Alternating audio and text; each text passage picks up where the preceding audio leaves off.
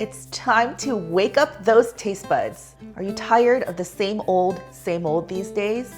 Well, I've got a solution for you. Today, we're gonna be making some Korean spicy octopus stir-fry noodle bowls. Fiery octopus is sauteed with veggies and served alongside chilled noodles and seasoned soybean sprouts. And it's easier to make than you think because I'm gonna be getting a little help from my freezer. If you wanna know how to make this exciting and mouth-watering dish, then keep on watching.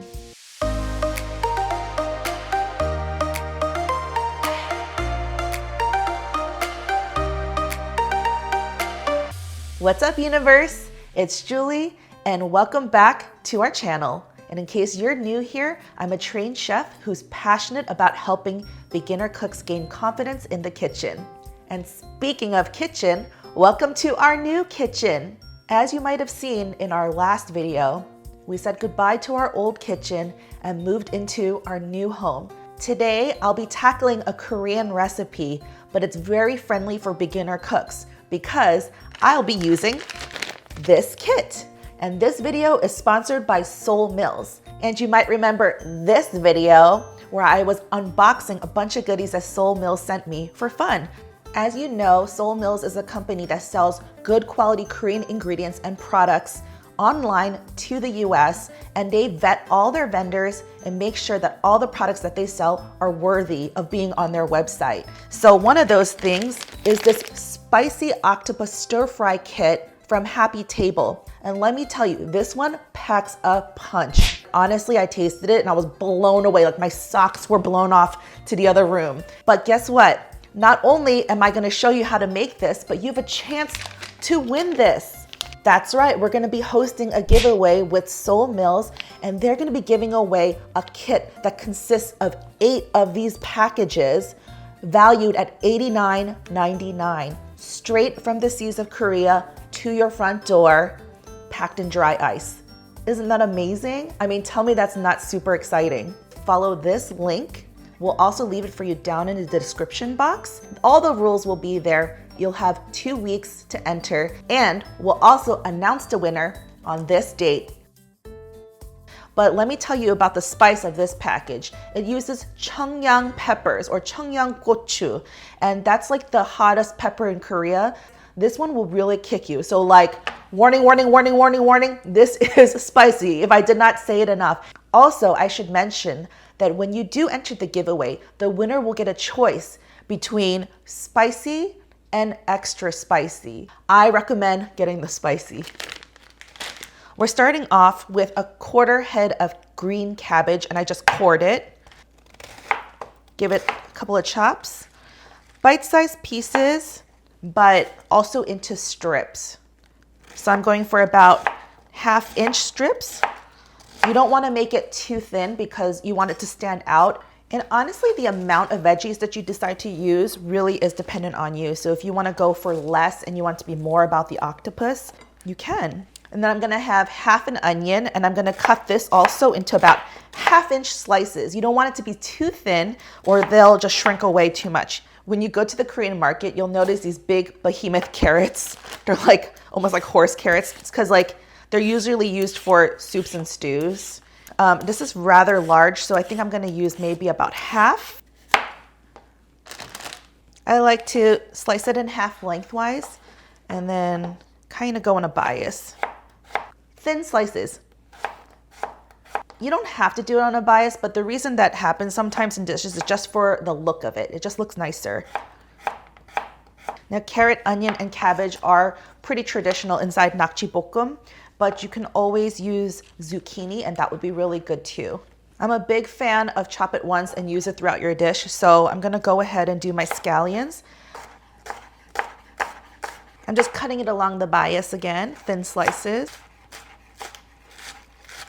So this is more than enough for the entire dish, including the soybean sprouts. This kit saves you a lot of steps because with fresh octopus or frozen that you defrost, you would have to massage it first with some salt to get all of that kind of like gunk out of the tentacles and the suction cups and things like that to make sure it's pure. And also it makes it more tender. The key to this is that you don't have to do any of that. You just dump it into the pan It already comes with the sauce. It's marinated raw. It's marinated raw for 36 hours. So I have 3 cloves of garlic. I'm gonna mince it finely. So one of them is gonna go into the 콩나물 or the bean sprout. Remember I told you that mincing garlic is my least favorite cooking task? It still is.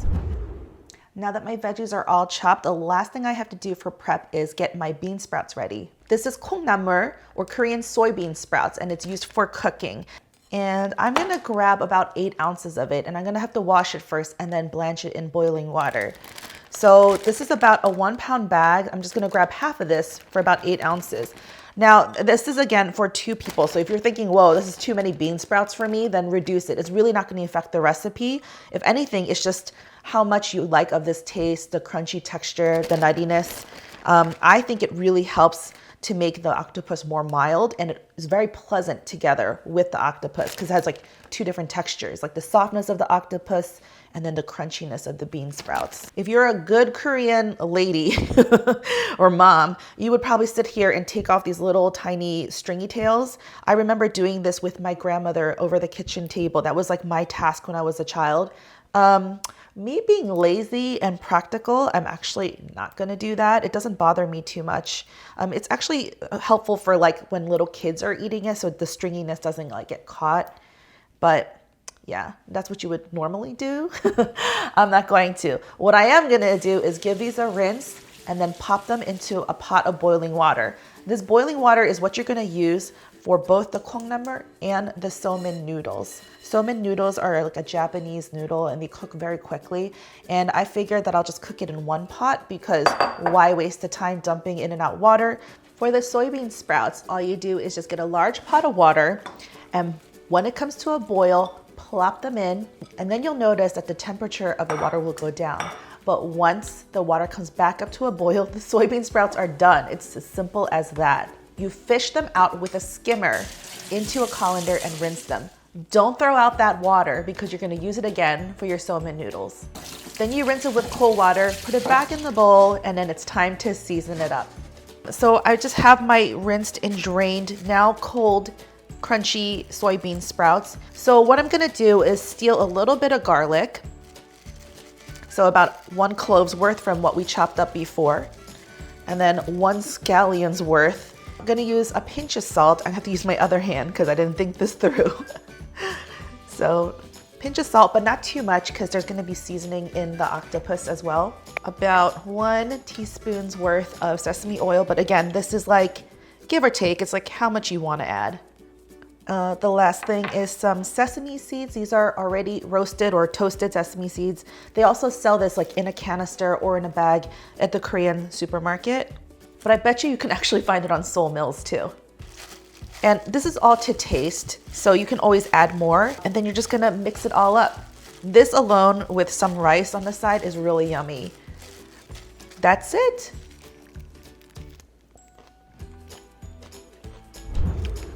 I should probably also mention that make sure that your octopus is thawed. So this was in the freezer and I just pulled it out to thaw. You can thaw it out in the refrigerator or you can plunk it in a bowl of cold water. Just don't thaw it in a microwave or in hot water. And if you want to try this out for yourself, but you don't want to wait for the giveaway, which I totally understand, or you want to check out any of the other products or ingredients that seoulmills.com has to offer, make sure that you use a discount code JulieYoonSM. It's good until the end of November, so you better hurry for 15% off for a one-time use. Okay, let's head over to the stove.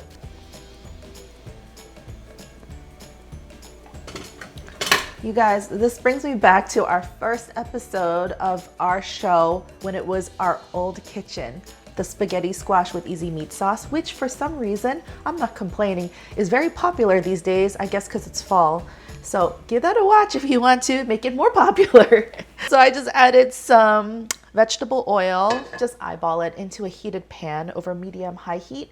We're gonna add our veggies. We also have our water that previously blanched the bean sprouts and we didn't drain it. We also didn't salt it, unlike typical pasta where you do salt it. Most Asian noodles, you don't salt the water. It'd be too salty. So we're gonna let that heat up and we're just gonna add in all of our veggies. So the carrots, the onions, the garlic, the cabbage. The only thing I'm gonna withhold are the chopped scallions because I like them a little bit at the end. What I like to immediately do when I know I'm gonna sweat the vegetables is add a sprinkle of salt. This is not really for seasoning, it's to draw moisture from the vegetables. It helps them to soften a little faster and prevent them from like burning or browning too much. I can't believe our first episode of our old kitchen was like 6 years ago now. That's insane to me. We haven't had a chance to like DIY our kitchen yet or put our fingerprints on it. I'll talk a little bit more about my thoughts in our next video. So again, make sure you subscribe. I'm gonna let that go. I mean, I think it'll take roughly 5-6 minutes to sweat down. Do it over about medium heat and give it a stir. And then this again has been defrosted, so it's nice and soft. And then you pull it out and look how tiny it is. But don't let this fool you. This packs a punch. You can see how much the vegetables have sweat down and they shrank. And you can see that there's no color that developed, which is what we want. We don't really need the color. We don't need it to brown. I'm gonna go ahead and work on the noodles. So soba noodles are very thin noodles, probably thinner than vermicelli. They cook so quickly. And so I'm putting it in the broth where the soybean sprouts were. Once it comes up to a boil, you'll see as soon as I put the soba noodles in, it'll take about like 2 minutes once it comes back up to a boil. So I think this is a good spot when your vegetables are nicely sweated and before you add the octopus.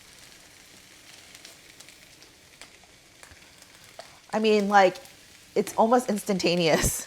Once I swish it around, it becomes so bendy. Okay, it's coming up to a boil. Whenever I'm in the kitchen, I like to do a song and dance. How many things can I do at the same time? Usually I'm chopping something, something's on the stove, something's marinating all at the same time because you want to waste as little time as possible in the kitchen. So for instance, before I even started this, I fried up 2 eggs, which is part of the recipe. That's going to be your topping. So you just use the same pan, add a little vegetable oil, and you fry up your eggs.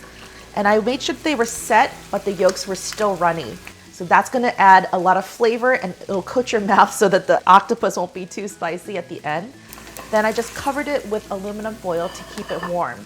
I don't have to worry about it being hot because at the end of the day, even if the octopus is going to be a little warm, the soba noodles are going to be chilled. And that's it, folks. This is ready to drain. And then I'm going to give it a rinse with cold water to remove all the starches. You want to make sure that you rinse the noodles well. They're going to be really nice and springy and not overcooked. Put it back in their bowl. And I'm going to add a teaspoon of sesame oil. You can add more if you want, but this is just for a little bit of seasoning and so they don't stick. Set that aside. We'll go back to the octopus. After all that talk about not developing color in my vegetables, I developed color on my vegetables. That's what happens when you're filming a show. So we got our little thawed octopus with all its sauce. Now this has the chungyang peppers. It's gonna be nice and spicy, but it also has jujube fruit. So it's like a sweetness that rounds it out. So it's not just spicy, it has like a really rich depth of flavor. So this comes straight from the seas of Korea. Isn't that amazing? And when I got this delivered to my door, it still was frozen and cold. I'm just gonna coat the octopus with the sauce all over the softened veggies. And the key about octopus is that you don't wanna cook it too long. So you're gonna go for about 3 to 4 minutes. I'm gonna time it for 3 minutes. You'll see that the octopus will start to kind of curl, turn a bit opaque, and you don't want it to be rubbery. And this is baby octopus, I have to tell you. That's why the tentacles are so small. This is usually served over just like hot white rice, and that's really excellent on its own. But I feel like because it is like really spicy and really bold, I wanted to neutralize it with something more chilled, because something that Joe mentioned, which I think is true, is like that the temperature of a hot rice with the hot stir fry almost makes it feel hotter. So the cold chilled noodles really kind of like brings it down and milds it out. Here's my timer. Oh, it smells so good. And I'm gonna add in 2 teaspoons of sesame oil. Turn the heat off so that it doesn't evaporate to nothing. You want it to be nice and pungent and aromatic. I'm gonna add a little bit of chopped scallions for color, but I'm gonna top the bowls with the rest of it. You can also add sesame seeds here, but I might just use it for topping at the end. That's it, guys. Now it's time to plate it up. The last finishing touch is getting some dry, roasted, seasoned seaweed. Koreans call it kim, but these days you can find this everywhere. I mean, I think I was proud when I saw that Trader Joe's was selling it. It was mainstream, Costco selling it. So I just cut them into smaller strips. I cut the little rectangles in half and then cut them into smaller strips using kitchen shears. This adds a really nice roasted flavor as well. So good in fried rice, noodle dishes. So what I'm gonna do is probably just divide these noodles. They kind of clump up if you take your time. So when you're shooting a video, sometimes that happens. You might think this is a lot of noodle, but you might need it. And I'm not gonna put all this octopus in. Like, I would say use the method of eat as you go. If you mix it in all together, it actually might be a little bit too spicy. My seasoned bean sprouts. Once again, the amount you use, totally flexible, but you'll see that it pairs so well, so you're gonna wanna use this much too. I'm gonna use some of the octopus. I'm gonna just put it on the side. Okay, you could probably put more than this, but for now, I think I'm just gonna start with this.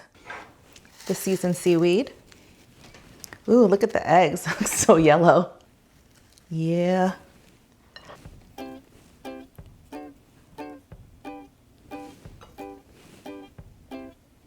Pretty enough to eat, right? Let's give it a taste. So how was it your first time filming in this new kitchen? Like I said, a lot of problem solving. It was good. It was okay, not bad. Overall. This is how much octopus stir fry we have left. So technically this package, and with the amount of vegetables I put in the recipe, like probably could feed 3. So, oh, cheers, milk cheers. Milk cheers. Not only are we celebrating our first video, Not only are we celebrating our first video in our new kitchen, but I feel like we skipped over the fact that we had reached over 75,000 subscribers. So, again, I advise not mixing it all the way, but leaving yourself a little grace, having some plain noodles on the side. Ooh, you can hear that crunch.